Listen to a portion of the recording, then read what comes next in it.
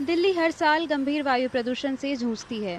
Graded response action plan यानी grab जैसे आपातकालीन उपाय बेशक अस्थायी राहत देते हों, लेकिन वे राष्ट्रीय राजधानी में वायु प्रदूषण की असली वजहों पर लगाम नहीं कसते। ये कहना है पर्यावरण के जानकारों का। वे ग्रैप के नाकामी की वजह इसे आधा अधूरा लागू करना और निगरानी तंत्र का अभाव बताते हैं। Whenever GRAP is implemented, there are some activities which are stopped, which doesn't let the air quality deteriorate further. But has GRAP been so effective that it has reduced the air pollution levels from where they were?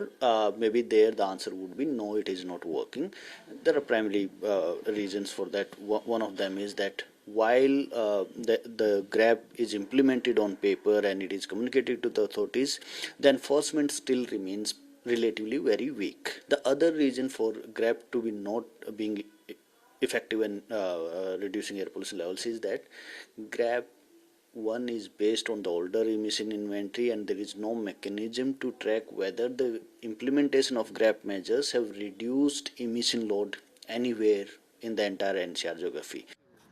जानकारों का कहना है कि वायु प्रदूषण से अस्थायी राहत के लिए जो उपाय शुरू किए गए थे, वे अब प्रदूषण का स्तर बढ़ने पर प्रशासन के लिए कार्रवाई करने का इकलौता तरीका बन गए हैं।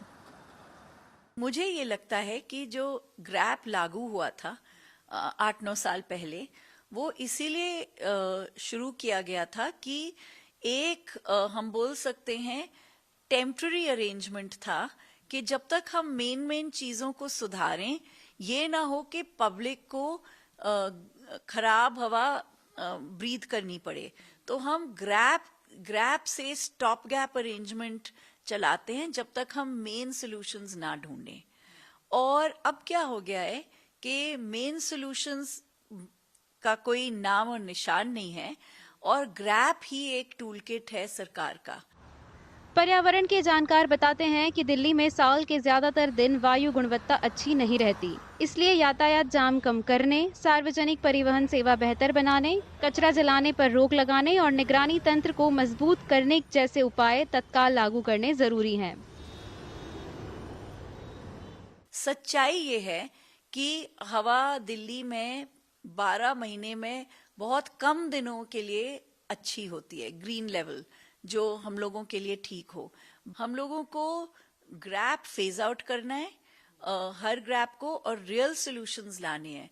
डीकंजेशन करना है, पब्लिक ट्रांसपोर्ट इंप्रूव करना है, हमको बायोमास बर्निंग बंद करनी है, हमको वेस्ट बर्निंग बंद करनी है, हमको मॉनिटरिंग अच्छी तरह करनी है।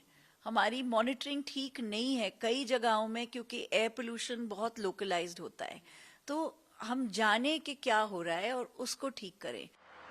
उधर वायु गुणवत्ता प्रबंधन आयोग के अधिकारियों का कहना है कि ग्रैप की नियमित समीक्षा की जाती है और जरूरत के मुताबिक उन्हें बदला जाता है।